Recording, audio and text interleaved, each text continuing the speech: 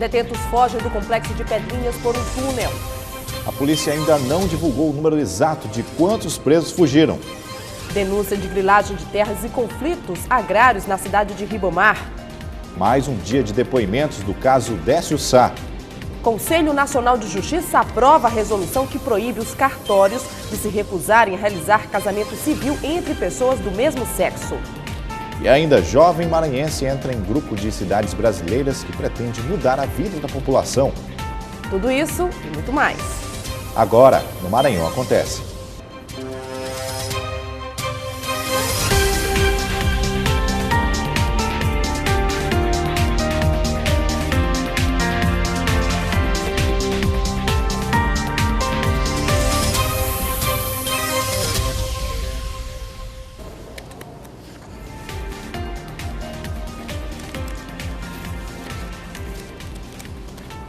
Olá, boa noite para você de casa. Muito boa noite. As oitivas do caso Décio Sá chegam ao 7º dia. Estava previsto 17 depoimentos de defesa dos suspeitos de envolvimento no caso. Policiais da Superintendência de Investigações Criminais também estavam sendo aguardados para prestar esclarecimentos.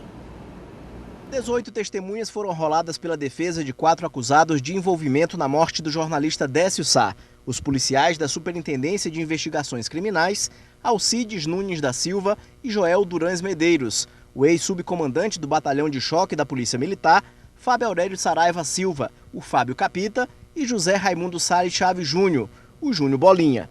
13 testemunhas foram dispensadas, 6 dos policiais da SEIC, 4 de Fábio Capita e 3 de Júnior Bolinha. O Júnior Bolinha vai falar a verdade e a verdade virá à tona na semana que vem. Expectativa da defesa? A defesa são as melhores possíveis. Nesta quinta-feira serão ouvidas testemunhas de defesa de Fábio Aurélio do Lago Silva Bochecha e Jonathan de Souza, assassino do jornalista Décio Sá. Mas a defesa de Jonathan garantiu que nenhuma testemunha de defesa dele será ouvida na primeira vara do Tribunal do Júri de São Luís. As testemunhas não serão testemunhas do Jonathan. O defensor público na época não arrolou testemunhas para ele.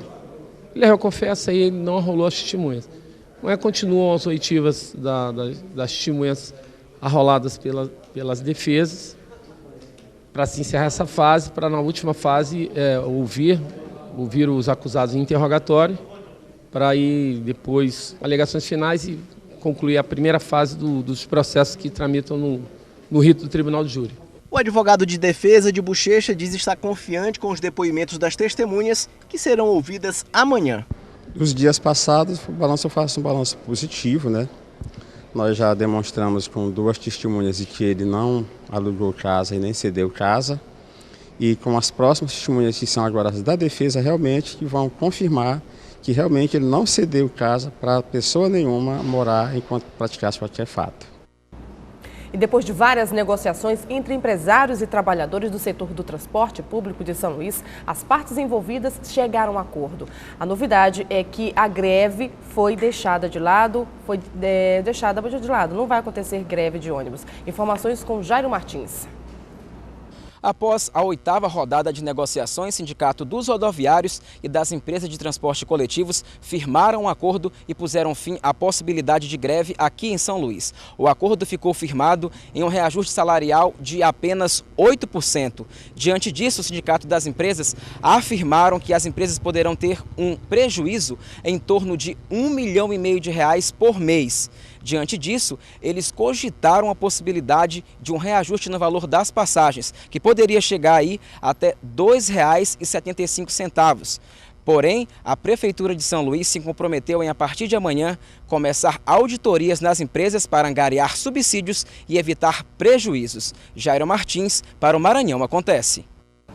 Investigação também na Assembleia Legislativa. A Comissão de Direitos Humanos vai apurar denúncias de exploração sexual no interior do Maranhão. E a Comissão de Saúde vai apurar as reivindicações dos agentes comunitários de saúde que querem aumento de salário para a categoria.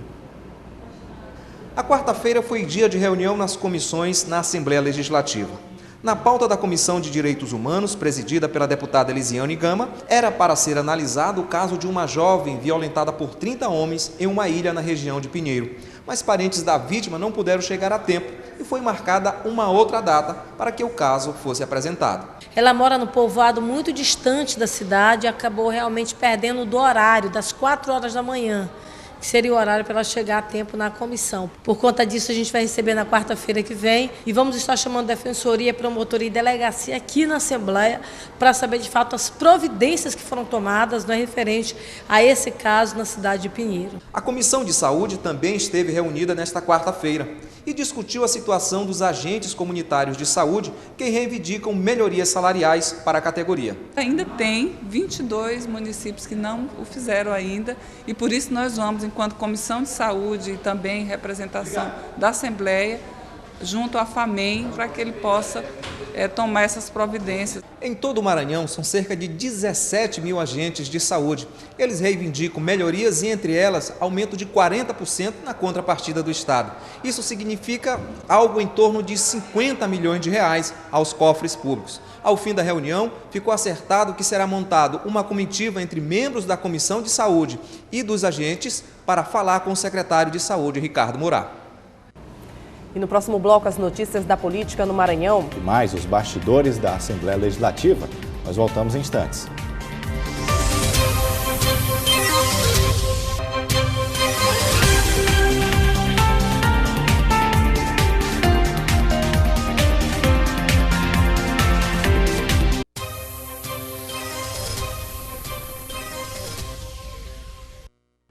Estamos de volta e agora vamos falar de política.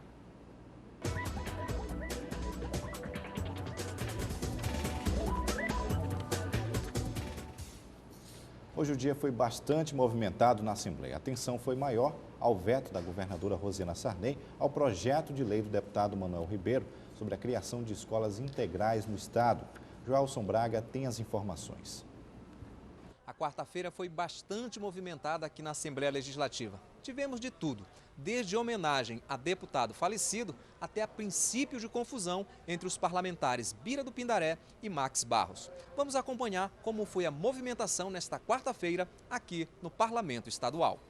Após os ânimos se acalmarem, o deputado Afonso Manuel usou a tribuna para lembrar dos 3 anos da morte do ex-deputado João Evangelista. E a pedido de Manuel Ribeiro, foi feito um minuto de silêncio. Depois, o próprio Manuel Ribeiro comentou o veto da governadora a um projeto que ele tentava criar escolas de tempo integral no Estado.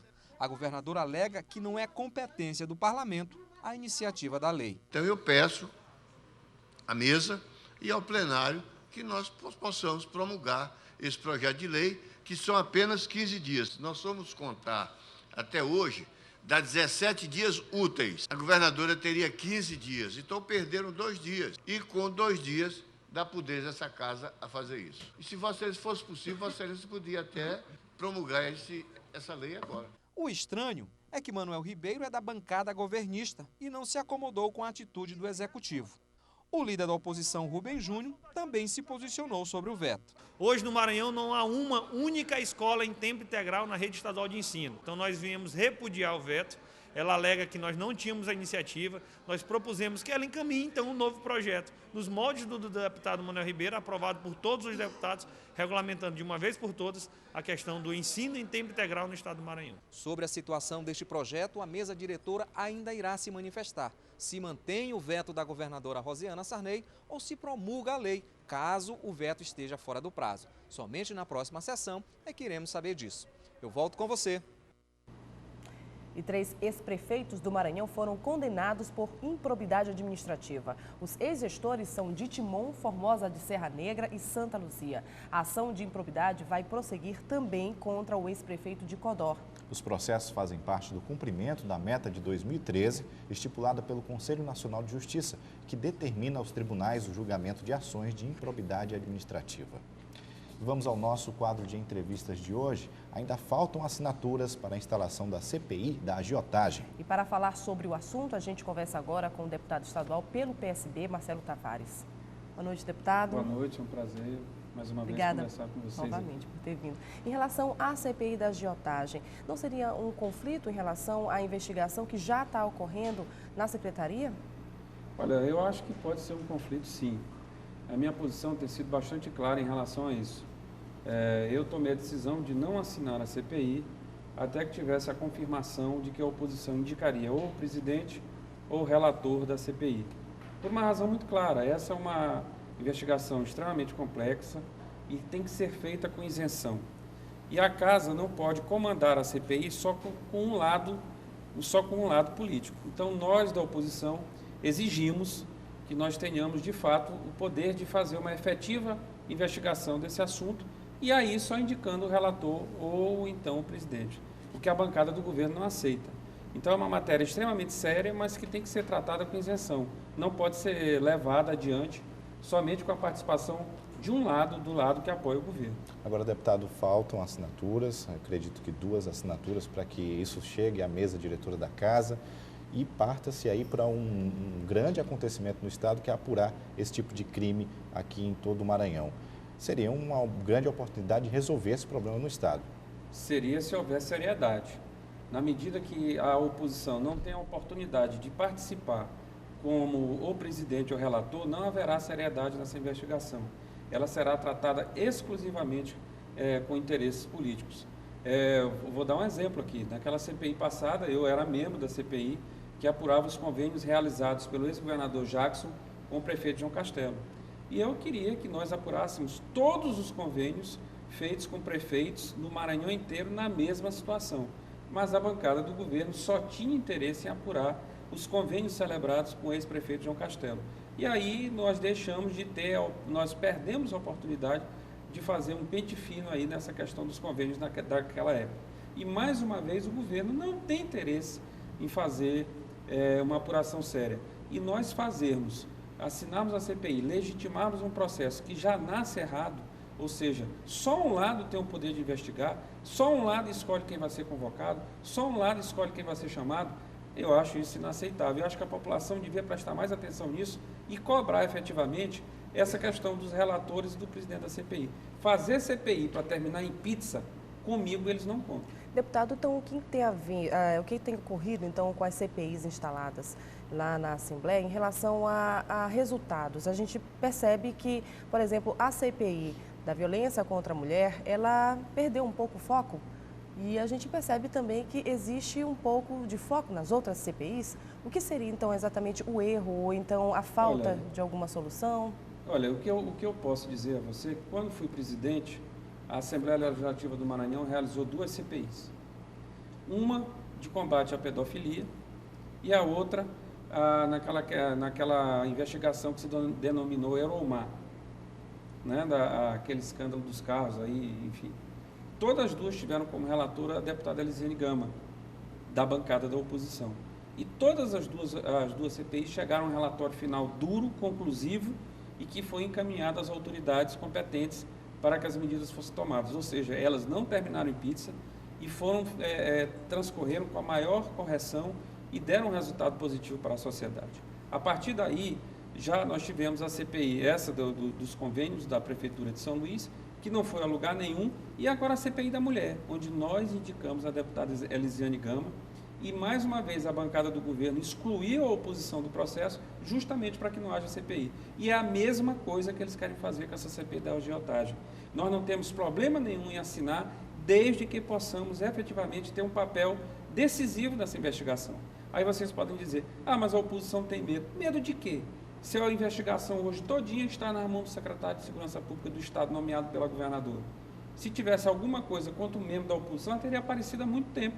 Deputado, o senhor falou ainda há pouco o nome da deputada Elisiane Gama, mas ela teria apresentado, inclusive, relatórios para compor as investigações da CPI, mas que acabaram não sendo aproveitados por conta dos problemas já terem sido resolvidos? A grande dificuldade da bancada do governo com a deputada Elisiane Gama é porque ela é uma deputada da oposição e que tem grande respaldo perante a opinião pública.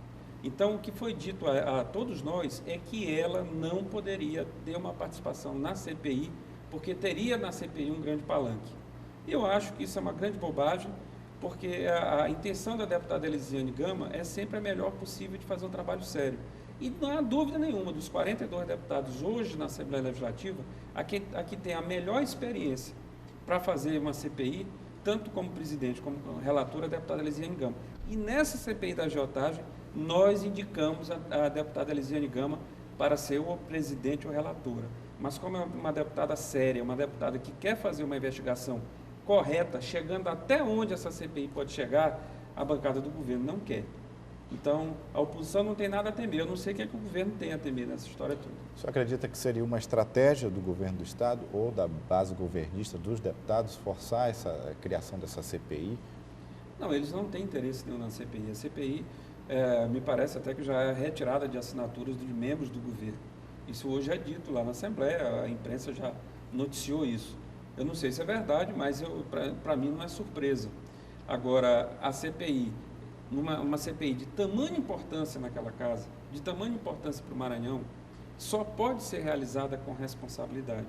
E só pode ser realizada se essa responsabilidade for dividida entre o governo e a oposição. Mas somente com a participação da presidência ou relatoria não teria como participar apresentando relatórios, por exemplo? Nós indicamos um membro e eles podem ter de 5 ou 6 membros. Na CPI que investigava os convênios, que eu era membro da CPI, o que acontecia? Os deputados do governo faziam uma reunião prévia, a reunião oficial da comissão, decidiam tudo entre eles, votavam tudo entre eles e depois desciam para fazer na frente da imprensa e com a minha participação. Ou seja, todos nós, eu pelo menos ali, me senti de uma forma desprestigiado, porque era membro igual aos outros e nunca fui atendido. Então, a situação é a mesma. Se não houver divisão das responsabilidades, eu tenho certeza que essa CPI não vai a lugar nenhum. Então, para fazer CPI com um assunto com essa gravidade, que já é investigado por duas esferas da polícia, tanto a Polícia Estadual, a Polícia Civil do Estado, que é a Polícia Judiciária, e a Polícia Federal. Então, nós vamos pegar o quê? Pegar esses documentos para quê? Nós vamos investigar os prefeitos envolvidos. Quem garante que amanhã deputados, sem o devido espírito público, peguem esses documentos, comecem a vazar esses documentos e tentando tirar proveito político às oposições, para as oposições àqueles prefeitos, que podem ser culpados, que podem ser inocentes. Então, só há um caminho para essa CPI, ser feita com seriedade e com a responsabilidade dividida. Aí nós participamos, indicaremos o nome, a deputada Elisiane Gama é o melhor nome da Assembleia e da oposição, e nós estamos esperando essa disponibilidade do governo em aceitar. Mas como o governo não quer uma investigação séria, eu particularmente não acredito na CPI. Ok, nós queremos aqui agradecer a participação do deputado estadual Marcelo Tavares. Obrigado pelos esclarecimentos. Eu agradeço, é sempre um prazer. Obrigada. Veja, no próximo bloco, entra em vigor as novas regras para quem faz compras pela internet. A gente volta já já.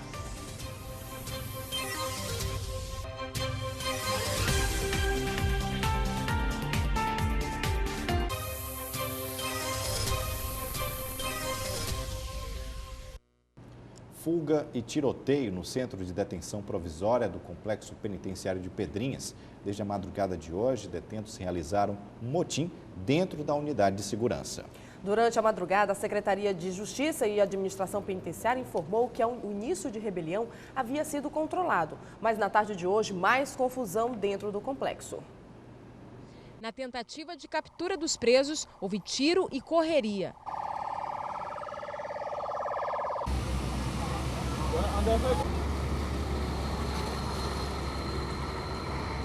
Policiais, ambulância, corpo de bombeiros e um grande tumulto em frente ao centro de detenção provisória. Esta mulher, que estava dentro do CDP na hora da fuga, conta que houve muito pânico. Eu estava deitada, quando a gente se espantou foi só com uns tiros e muita gritaria. Uma colega minha que está gestante, que está ali, passando mal, e outra senhora, e muito grito. Aí depois se acalmou. A fuga aconteceu por volta de 2h30 da tarde, horário de visita. Eles teriam fugido por um túnel subterrâneo que começa na Oficina 1, local reservado para os presos que estão ameaçados de morte. É uma operação de contenção da fuga que houve uma fuga que nós não sabemos ainda precisamente quantos detentos, cerca de 5 ou 6 que fugiram por um túnel que foi escavado. E a operação está sendo feita em parceria com o GEOP, a Polícia Militar, a Polícia Civil, o choque da PM. E é uma operação rotineira de quando acontece um episódio como esse. E trabalhadores rurais da Vila Sarney denunciaram a ocorrência de grilagem de terras e conflitos agrários na região. A denúncia chegou à Comissão de Direitos Humanos da Assembleia e hoje uma comitiva esteve no local para apurar os depoimentos dos moradores. A situação é a seguinte: os moradores da comunidade Engenho, que fica em São José de Ribamar, receberam há mais ou menos uma semana uma ordem de despejo que pode ser cumprida a qualquer momento. Só que esses produtores rurais alegam que vivem na área há mais de 100 anos e que o grileiro é um ex-deputado estadual e atual secretário de Estado do governo. Preocupados, eles procuraram ajuda da Comissão de Direitos Humanos da Assembleia, que veio até aqui para ouvi-los e apurar todas as informações. Essa situação pode ficar mais complicada porque os moradores também alegam que são coagidos frequentemente por pistoleiros. Márcia Carvalho, para o Maranhão Acontece. A partir de agora, o comércio eletrônico tem regras específicas que tornam as vendas pela internet mais rigorosas. Dados como o CNPJ e o endereço das empresas vão ter que ser fornecidos aos clientes. Comprar pela internet é certamente mais cômodo. Nada de shoppings ou centros comerciais lotados. Basta alguns cliques e a variedade de produtos é grande. A entrega é rápida e em domicílio. Pelo menos deveria ser. Mas tem muito site dando trabalho para os consumidores e para amenizar os problemas das compras eletrônicas, o governo federal aprovou um decreto que passou a valer esta semana. O decreto torna rígidas e inclui no Código do Consumidor as regras de vendas do comércio pela internet. A partir de agora, todo site deve exibir o CNPJ da empresa ou o CPF da pessoa responsável. Deve informar o endereço fixo onde o fornecedor possa ser encontrado.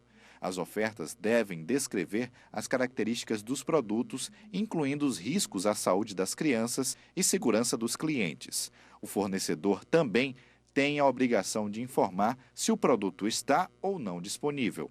Os preços, modalidades de pagamento, prazos de entrega e qualquer despesa extra devem ficar claras para o consumidor. As regras também valem para os sites de compras coletivas. Direito ao arrependimento também foi preservado. Mesmo assim, é preciso ter cuidado. O decreto presidencial que entrou em vigor hoje tem esse objetivo de fazer com que as informações sejam as mais claras possíveis quanto ao endereço do fornecedor, CNPJ, para que o consumidor, em eventual problema que venha a ter, possa encontrar o endereço físico do fornecedor para notificá-lo. E se o consumidor se sentir lesado, fique atento às dicas. O consumidor ele deve sempre guardar todos os protocolos de compra, tá? Estar munido com a nota fiscal do produto, o teor da oferta do site, que muito embora seja a obrigação do fornecedor guardar as ofertas, mas o consumidor seria bom que ele sempre guardasse o que foi ofertado para ele e recorrer aos órgãos de defesa do consumidor, quer seja PROCON ou Juizado Especial.